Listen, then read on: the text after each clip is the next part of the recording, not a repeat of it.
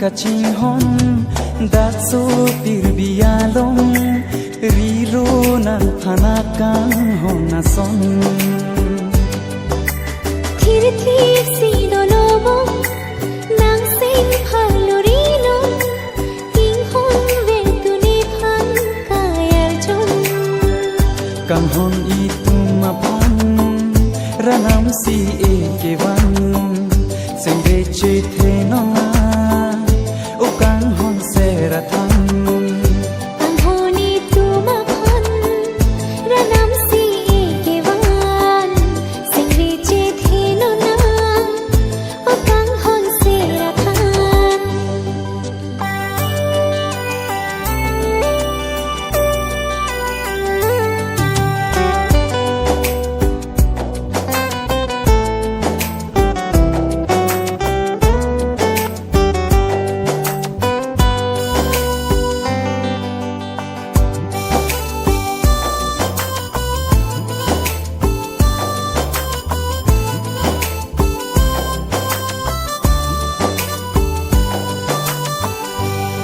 ruve mong ve le vang ta me chi o nang ne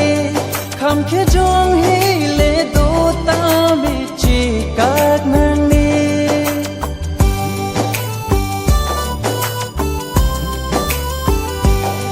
ruve mong ve le vang ta me chi o nang ne kham khe jong he le do ta me chi kak nang ne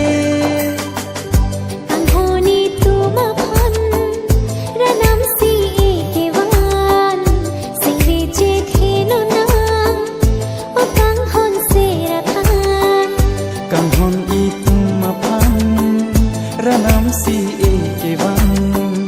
sengre chi the nonga o kang hon sera thang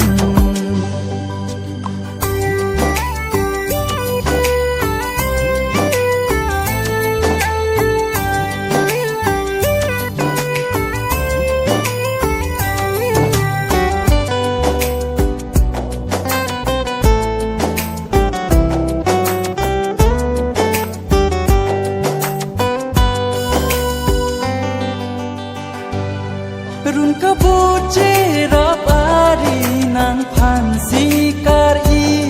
sung ke boy le do ta me ni chi cha de ji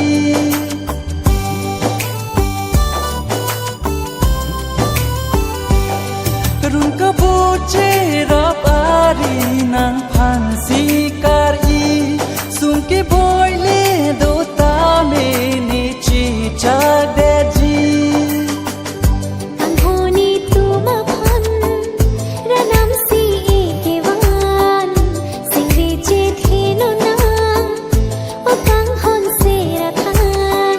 kang hon ituma phan ranam si ekewan sengre chi the nonga o kang hon sera thang nan phani kaching hon dat so pirbialong riro nan phanakang hona son